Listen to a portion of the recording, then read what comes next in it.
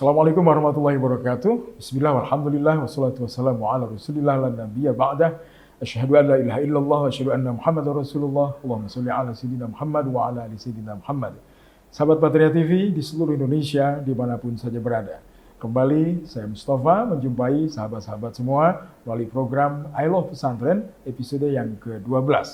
Kali ini saya langsung dari Pondok Pesantren Tazaka yang beralamat di Jalan Tazaka nomor 2, Desa Sidayu, Kecamatan Bandar, Kabupaten Batang, Jawa Tengah. Saat ini saya langsung spesial bersama dengan tamu kita, yaitu Bapak Kiai Haji Anang Riksa Masyhadi MA. Beliau adalah pimpinan daripada Pondok Pesantren Tazaka yang berada di Batang ini. Segera saja saya menyapa beliau. Assalamualaikum warahmatullahi wabarakatuh. Waalaikumsalam warahmatullahi wabarakatuh. Apa kabar ya Syekh? Sehat? Alhamdulillah. Semua berjalan baik dan juga lancar untuk semua kegiatan-kegiatan kita hingga hari ini. Alhamdulillah, doa antum semuanya. Alhamdulillah. Baik, terima kasih atas waktu sudah bisa bersama kami dan juga menerima silaturahim kami dari Jakarta di Pondok Pesantren Tazaka Batang, Jawa Tengah ini. Baik Pak Kiai, untuk yang pertama melalui program I Love Pesantren ini, sebelum kita lebih masuk ke pesantren, bisa Kiai sedikit memberikan gambaran tentang dunia pesantren dalam sudut pandang Kiai Anang. Seperti apa sebetulnya pesantren itu? Seperti itu. Ya, Bismillahirrahmanirrahim. Apa ya? Ya, pesantren itu ibarat kata pabriknya manusia. Pabriknya manusia. Ya, jadi kalau perusahaan itu atau pabrik itu memproduksi barang, Ya. pesantren itu memproduksi manusia. Jadi diharapkan pabrik itu kan ingin supaya menghasilkan hasil yang berkualitas, Ya. supaya punya daya saing. Dan kalau perlu ekspor quality. Ya. Nah sebetulnya kalau boleh saya menganalogikan, pesantren itu mungkin menurut saya yang tepat diistilahkan adalah pabriknya manusia. Mengapa? Karena di dalam pesantren itu kan manusia dididik, diasuh, dibimbing, digembleng, diajar, dan lain sebagainya. 24 jam sehari. Berhari-hari, berbulan-bulan, bertahun-tahun. Ya kan? Dan semua yang diajarkan, dididikkan, dibimbingkan, diasuhkan kepada anak-anak di pesantren itu tidak lepas dari nilai-nilai Islam. Karena memang core-nya di situ. Jadi apa yang diajarkan oleh Allah, oleh Rasul-Nya, oleh para sahabat, tabi'in, tabi'ut tabi'in, generasi-generasi awal, sampai hari ini, tentu dengan tantangan yang berbeda-beda, sesuai dengan zamannya. Tapi intinya itu semua dipelajari di pesantren, supaya dengan itu anak-anak bisa melakukan tugasnya sebagai manusia sebagaimana mestinya. Nah itulah yang saya kira saya sebut dengan pabriknya manusia. Baik. Kemudian langsung kita masuk ke Tazaka. Ini adalah juga ada pabrik manusia di sini. Amin, amin. Yaitu tempat digemblengnya mereka-mereka untuk menjadi insan-insan yang manusia di atas rata-rata. Amin. Yang memiliki iman, ilmu, dan amal seperti itu. Nah ini bisa sedikit digambarkan kepada para pemirsa kita di seluruh Indonesia terkait Pondok Pesantren Tazaka ini Pak Kiai. Mulai di tahun berapa dan hingga hari ini sudah bagaimana perkembangan seperti itu? Iya. Tazaka itu secara cita-cita, secara ide, secara gagasan itu dimulai kira-kira di akhir 80-an oleh ayahanda kami yang sejak akhir 80-an ketika saya masih SD itu di mana-mana selalu bicara dan menyampaikan ini kepada semua orang yang ditemuinya. Saya ingin di sini ada pesantren. Pada waktu itu ya banyak orang yang nggak percaya karena ini kan listrik aja nggak ada di sini dulu, listrik nggak ada. Bayangkan, bahkan suasananya masih sangat kampung sekali. Tapi ide besar itu ada. Nah, kemudian ya sudah, karena tidak ada yang merespon pada waktu itu, sedikit sekali yang merespon. Akhirnya ya saya disekolahkan ke pesantren. Adik saya semua tiga-tiganya sekolahkan pesantren. Iya. Kemudian ngajak orang-orang ke pesantren. Jadi secara ide sejak akhir 80-an. 80-an. Tepatnya tahun 89, tahun 90. Baik. Lalu kemudian ayahanda memulainya dengan SDM. Jadi Tazaka dibangun bukan dengan fisik dulu, tapi dengan SDM dulu. Langsung SDM. SDM. Baik. Nah, sampai kemudian 2011, ketika saya sudah selesai mondok, udah dari Mesir, adik-adik udah pulang dari Mesir, dari luar negeri, dari UI, dari UGM, dari mana-mana, baru ide itu semakin mengkristal dan akhirnya kemudian 2011 kita peletakan batu pertama. Baik. Jadi sampai sekarang kalau dihitung dari batu pertamanya itu tahun ke-10 sekarang ini. Dan alhamdulillah santri kita sekarang kurang lebih 700. Baik. Dari 25 provinsi sudah, bahkan di luar negeri. Ya. Kemudian sudah Dari menamat. negara mana saja Pak Kiai? Maaf. Ada Malaysia, Malaysia. Thailand, Oh, iya. Afghanistan, Baik. dan lain sebagainya. Kemudian akhirnya kita juga sudah meluluskan ada 4 angkatan. Ya. Ini kelima ini yang akan datang. Dari angkatan-angkatan yang sudah lulus itu, alhamdulillah ada yang diterima di perguruan tinggi negeri, swasta, dalam dan luar negeri. Di Al-Azhar Kairo, di Tunisia, di Maroko, di Turki, bahkan di Cina. Baik. Ya, itu anak-anak kami yang alhamdulillah. Subhanallah. Nah, mudah-mudahan mohon doanya. Ini ya saya katakan bahwa jadi apa saja itu nggak penting. Yang penting fi ayyi ardin tata' fa anta mas'ulun an islamiha. Dimanapun kamu berpijak, di situ kamu bertanggung jawab atas keislamannya, atas kebaikannya, atas kemakmurannya, atas kemaslahatannya, dan seterusnya dan seterusnya. Ya, baik Pak Kiai Anand Mas Hadi. Selanjutnya terkait dengan, saya ingin tahu perbedaan dan titik persamaan antara sekolah pesantren dengan sekolah yang umum. Di mana perbedaan, di mana titik persamaannya? Kira-kira seperti itu. Silakan. Perbedaannya yang paling menonjol adalah karena pesantren itu menggabungkan pusat pendidikan. Kan ada rumah, ada sekolah, ada masyarakat. Ya. Ini pusat pendidikan. Nah, pesantren ini menggabungkan ketiga-tiganya. Kenapa? Tidak ada di umum. Nggak ada di umum. Tidak ada. Kenapa? Karena orang di sekolah umum kan hanya 7 jam. Ya. Paling panjang, Ya. 6 jam. Sementara orang di pesantren itu 24 jam, 30 hari. Ya. Mungkin bisa 12 bulan dalam setahun atau 10 bulan karena yang 2 bulan libur. Ya. Berarti selama 10 bulan di pesantren itu atau 11 bulan dalam setahun ya, Ya. kalau dihitung, itu kan berarti pesantren seperti rumah, seperti sekolah, seperti masyarakat. Misalnya begini, kalau di sekolah umum orang nggak perlu berpikir bagaimana tidurnya santri. Ya. Karena tidurnya dipikirkan oleh orang tuanya masing-masing. Ya. Ya. Ya. Pesantren kan memikirkan tidurnya santri. Ya. Ya.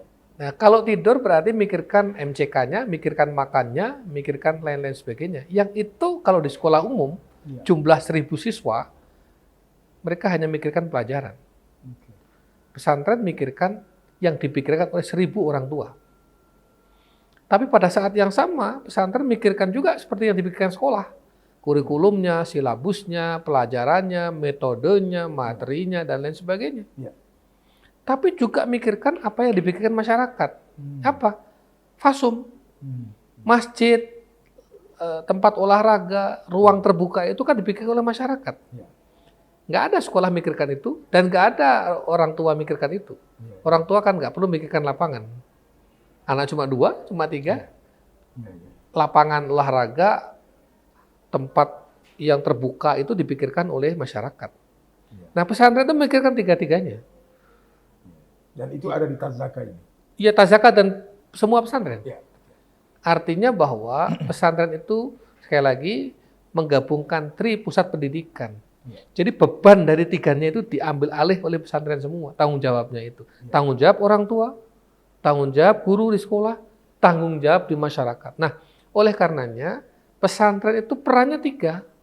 Jadi guru itu di pesantren, pengasuh, kadang menjadi orang tua, kadang menjadi guru, kadang menjadi tokoh masyarakat. Ya, ya. Itu nggak dipikirkan oleh sekolah. Artinya bahwa kompleksitas pesantren itu jauh lebih kompleks daripada pesantren. Oleh karena itu, guru di pesantren, pengasuh di pesantren, ya tidak boleh kemana-mana atau nggak bisa kemana-mana. Gitu.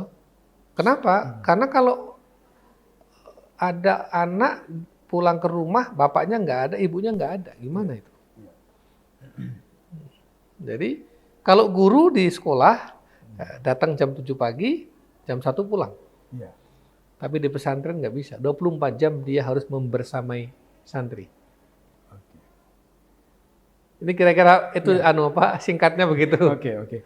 Lalu mengenai tentang keterlibatan santri-santri kita di sini selama dalam masa pendidikan, sejauh mana dilibatkan kepada masyarakat sekitar yang ada di Batang ini khususnya, Pak Kiai? Ya, keterlibatan kepada masyarakat itu ada yang langsung, ada yang nggak langsung. Oke. Ya, nah, yang dengan masyarakat langsung biasanya guru-guru. Guru-guru itu perannya banyak. Perannya sebagai guru pengajar di pesantren, sebagai pengasuh juga. Kan kalau malam mereka membimbing belajar anak-anak. Terus kemudian juga sebagai tokoh masyarakat. Jadi mereka itu jadi imam, jadi khotib, mengisi pengajian di masyarakat kampung-kampung. Itu guru, bukan santri. Nah, santri biar fokus belajar dulu. Itu. Tapi ada juga yang nggak langsung. Ya, kalau ada kegiatan pramuka, itu ada kegiatan kebersihan umum, terus kemudian ada peringatan-peringatan hari besar, itu ya anak-anak kita ngaji di mana-mana, kemudian melakukan tampil di masyarakat. Ya. Dan terutama kalau liburan, anak-anak kita pasti, alhamdulillah laporannya selalu kepake khotib, kepake jadi imam di kampungnya selama liburan, kepake ngajar ngaji, ya macam-macam lah. Ada Pak Kiai kendala-kendala yang jika ditulis mungkin apa saja misalnya kendala untuk dalam membawa santri-santri ini untuk menjadi lebih baik? Ya kendala pasti banyak, peluang juga banyak. Tinggal bagaimana kita olah aja, kita atur, tanpa harus meninggalkan identitas. 1, keislaman, 2, keilmuan, yang 3, kemasyarakatan. Jadi ada 3 identitas itu di pesantren itu. Pertama, keislaman. Karena ini sekolah Islam, lembaga pendidikan Islam, jadi brandnya sudah harus nilai-nilai keislaman itu. Yang kedua adalah keilmuan. Kan nggak mungkin di pesantren tidak ada keilmuannya. Mereka datang ke sini ya untuk mendapat ilmu. Nah, ilmu itu macam-macam. Ada yang langsung, ada yang nggak langsung. Baca kitab, baca pelajaran, ilmu umum, ilmu agama, ilmu apa saja. Termasuk ilmu qiraat dan lain sebagainya. Lalu yang ketiga, kemasyarakatan. Ada keislaman, ada keilmuan. Kalau mereka tidak dididik kemasyarakatan, terus bagaimana? Maka di sini, misalnya, tidak boleh sekamar itu satu daerah, nggak boleh. Sekamar itu pasti kita fix. Orang Sumatera, orang Sulawesi, orang Jawa, orang Sunda, orang Batak, misalnya. Biar mereka tahu. Ya, waduh, nggak enak ini. Biar aja belajar hidup dalam suasana yang berbeda. Ya, kalau orang Jawa kumpul dengan orang Jawa ya biasalah itu. Ya kan, orang itu di sekolah sana juga begitu. Orang Sumatera itu kenapa dia harus ke sini? Karena dia pengen supaya terdidik itu. Nah, itu kemasyarakatan. Ketika dia itu keluar menjadi pemimpin, dia kan menjadi pemimpinnya orang banyak. Bukan pemimpin sukunya saja. Apalagi pemimpin daerahnya kan. Benar. Sehingga dia sudah punya pengalaman. Saya sudah terbiasa hidup dengan orang yang berbeda. Saya sudah terbiasa hidup dengan dinamika yang tinggi, begitu. Jadi itulah yang kami lakukan di sini. Dan oleh karenanya kan di sini nggak boleh pakai bahasa daerah di Tazaka ini. Bahasa resminya adalah Arab dan Inggris. Jadi kalau ada anak santri tidak berbicara pakai bahasa Arab, bahasa Inggris, itu su'ul adab. Jadi ketika ada santri datang ke saya atau datang ke gurunya, kok pakai bahasa bukan Arab atau Inggris, Ada su'ul adab.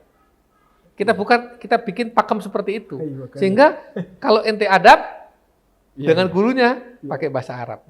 Kan dulu di pesantren ada kalau kita dengan guru harus pakai bahasa apa namanya itu kromo inggil ya. Kromo inggil, Nah, ya. ini kita ganti bukan kromo inggil lagi. Nanti orang Sumatera nggak bisa kromo inggil. Iya, iya, iya. Jadi minal adab an yatakallama talib ma Iya. ustadihi bil lughataini rasmiyatain al-arabiyyah wal inggrisiyah. Ayo. Baik, luar biasa sekali. Selanjutnya Pak Kiai terkait Iya. dengan pesantren kita ini, sejauh mana pemerintah melakukan sentuhan langsung ke pesantren ini? Apakah sudah sampai ke akarnya atau seperti apa sentuhannya Iya. secara umum? Ya, pemerintah dalam hal Perannya, pendanaan dana. mungkin tidak banyak ya, bahkan mungkin sangat sedikit. Baik. Lebih banyak adalah dana itu swadaya masyarakat pesantren masing-masing. Tapi alhamdulillah ya berkembang, jalan dari wakaf, dari zakat, infak, sedekah itu. Semua ini hampir 90% dari dana wakaf, zakat, infak, sedekah. Itu yang pertama. Nah, pemerintah bagaimana dukungannya? Oh, besar sekali. Dukungannya dalam bentuk regulasi. Baik. Dukungannya dalam bentuk perhatian, afirmasi, rekognisi, fasilitasi. Ya. Itu dukungan yang sudah luar biasa gitu loh. Baik. Jadi misalnya apalagi sekarang udah ada undang-undang pesantren. Itu bagaimana pesantren itu bukan lagi subsistem pendidikan nasional, tapi dengan undang-undang itu pesantren menjadi sistem pendidikan nasional. Saya melihat undang-undang ini menjadi suatu yang sangat mencerahkan bagi dunia Iya, pesantren. iya, ini peluang. Dan ini ya artinya sebetulnya terlambat ya. Indonesia itu baru punya undang-undang pesantren. Ini terlambat karena apa? Karena pesantren itu kan pendidikan asli Indonesia. Genuine Indonesia itu pesantren. Dan sudah memberikan kontribusi dan bukti nyata peran kiprahnya kepada Indonesia. Baik. Tapi memang ya apa namanya? Qadarullah kita baru punya undang-undang pesantren itu ya baru kemarin-kemarin aja 2019 itu. Nah, itulah yang kemudian ini bagi pesantren ya ini peluang. Berarti kalau begitu sekarang tinggal berpikir mutu, berpikir kualitas, berpikir jaringan, berpikir bagaimana kalau tadi pabrik manusia, Pabrik manusia, ya, ya. sekarang harus bisa mengekspor. Jangan impor tapi ekspor. Ekspor. Jadi santri-santri kita harus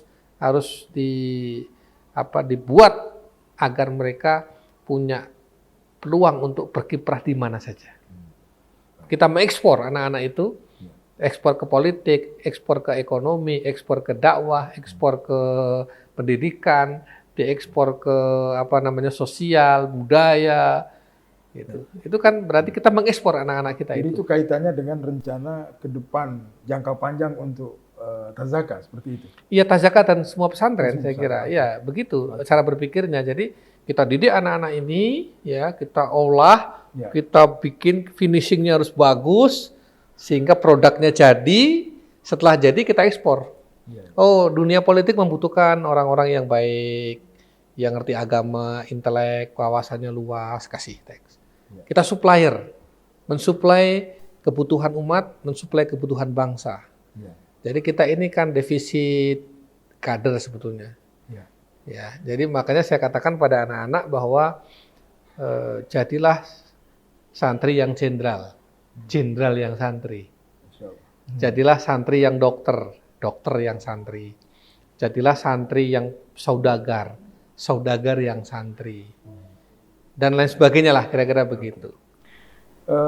Di Tazaka sepertinya tidak hanya fokus di pesantren, tapi juga ada lembaga wakaf ya Pak Kiai. Ya. Di sini. Lembaga wakaf zakat Lembaga itu wakaf. ya, itu lembaga tersendiri Itu sendiri. Oh, yang berpisah. terpisah Ya. dari bawah yayasan. Oke. Itu yang mensupport pondok. Jadi pondok ini kan intinya begini, sekolah yang baik itu pasti biaya mahal, karena high cost high quality. Exactly. Iya kan? Exactly. Tapi masalahnya begini, siapa yang mau bayar? Apakah santrinya, atau dibayarkan oleh negara, atau dibayarkan oleh pihak ketiga? Contoh, dulu ketika saya sekolah di Al-Azhar Kairo, saya beasiswa, Ya. itu murah. Murah menurut saya, karena saya nggak bayar. Ya. Tapi sesungguhnya biaya pendidikan saya mahal. Tiket dikasih berangkatnya. Iya. Di sana dapat makan, dapat asrama, listrik gratis, dapat uang saku tiap bulan. Iya. Pulang dikasih lagi tiket. Iya, Kan ini mahal sebetulnya. Iya, saudara. Cuma itu tidak dibebankan kepada saya. Iya. Jadi jangan berpikir bahwa pendidikan yang bagus itu murah, mahal. Hanya Iya. dibebankan kepada siapa. Nah, Al-Azhar, kita baca dari Al-Azhar, Iya. biaya pendidikan itu ditopang dari wakaf. Karena wakafnya maju, wakaf itu yang mensubsidi biaya pendidikan. Oke. Karena wakafnya itu produktif, produktivitas wakaf itu yang mensubsidi biaya pendidikan. Sehingga biaya pendidikannya semakin rendah, tersubsidi oleh komponen-komponen lain. Pondok pesantren Tazaka ini adalah pesantren yang luar biasa, yang insya Amin. Allah bertaraf Doakum. internasional. Dan Doakum. amin ya Rabb. Dan sebelum tanpa terasa sudah di ujung jumpa kita ini Pak Siap. Kiai Anang Riza, bisa disampaikan kepada pemirsa kita di seluruh Indonesia. Alhamdulillah ini secara hari demi hari kita lihat sudah mulai melandai. Corona yang hari ini sudah dilakukan vaksin hampir merata insya Allah di Indonesia. Ada pesan Pak Kiai kepada seluruh masyarakat Indonesia terkait wabah yang ada hari ini dan kemudian apa yang harus dikuatkan di dalam diri kita? Ya, wabah ini kan ujian kita, ujian kemanusiaan. Ya. Ya, tinggal dua. Menurut saya, ikhtiarnya dimaksimalkan, tawakalnya dikuatkan. Baik. Karena kalau hanya ikhtiar saja tanpa tawakal kan sombong. Ya. Atau tawakal saja nggak pakai ikhtiar, ya itu malas namanya. Ya. Jadi ya, ikhtiar dengan segala macamnya, ragamnya, caranya dimaksimalkan. Baik. Ya vaksin, ya berobat, ya penanganan, ya macam-macam itu ikhtiar. Ya. Tapi di luar itu ya tetap harus ada dong slot munajat, berdoa, wirid, zikir yang memohon kepada Allah agar ini semua diangkat oleh Allah Subhanahu wa taala. Jadi antara ikhtiar dan tawakal itu harus seimbang itu. Nah, mungkin sebagai kata akhir saya sampaikan bahwa sebetulnya di pesantren itu sederhana. Pesantren itu kan hanya menjalankan khairukum man ta'allamal Qur'an wa 'allamahu. Jadi yang di pesantren itu isinya itu. Jadi belajar Quran dan mengajarkannya. Jadi apa yang diajarkan di pesantren itu nggak mungkin keluar dari Quran. Intinya itu, Ustaz Mustafa. Jadi tidak mungkin keluar dari itu semua. Jadi khairukum man ta'allamal Qur'an wa 'allamahu itu yang menjadi landasan ideal, konseptual yang ada di semua pesantren di Indonesia. Tazaka ini adalah perahu besar yang Pak Kiai sedang pimpin. Apa impian jangka panjang yang besar yang mungkin bisa di-share ke kita untuk Tazaka ke depan? Ya, impiannya sama dengan impian para kiai yang lain, ya, yaitu bagaimana menyiapkan manusia-manusia yang khairunas fa'hum linnas. Itu pertama. Yang kedua, memang bagaimana cara menyiapkannya? Nah, cara menyiapkannya harus punya strategi. Nah, menurut kami sekarang ini, kalau dulu itu kan masyarakat itu disodorkan produk pesantren itu mungkin sudah selesai. Ya. Tapi kalau sekarang dengan situasi zaman yang sudah sangat jauh berubah ini, ya kalau pesantren saja nggak cukup. Ini masyarakat sekarang itu butuh disodorkan produk perguruan tinggi. Ya kan? Menyelesaikan problem sekarang ini kan memang diselesaikan menurut saya orang-orang yang basis keilmuannya kuat. Gitu. Nah, oleh karena itu ya seyogianya pesantren-pesantren itu ya mengembangkan perguruan tinggi pesantren. Perguruan tinggi tapi berbasis nilai pesantren. Perguruan tinggi tapi value-nya, world view-nya pesantren. Gitu. Nah, ini saya kira itu tantangan ke depan. Baik. Terima kasih Bapak Kiai Haji Anang Riza Masyhadi MA atas waktu yang diberikan kepada kami. Semoga selalu dalam perlindungan yang terbaik dari Allah Subhanahu wa taala. Amin. Tetap semangat terus berjuang bermanfaat untuk umat. Amin. Baik pemirsa Sapatria TV dalam program Elo Pesantren dimanapun saja berada, demikian tadi wawancara kami bersama pimpinan Pondok Pesantren Tazaka yang beralamat di Jalan Tazaka nomor 2, Desa Sidayu, Kecamatan Bandar, Kabupaten Batang, Jawa Tengah. Hidup hanya sekali, jadilah yang berarti. Sebaik-baik manusia adalah manusia yang bermanfaat bagi manusia lainnya. Saya Mustafa. Assalamualaikum warahmatullahi wabarakatuh.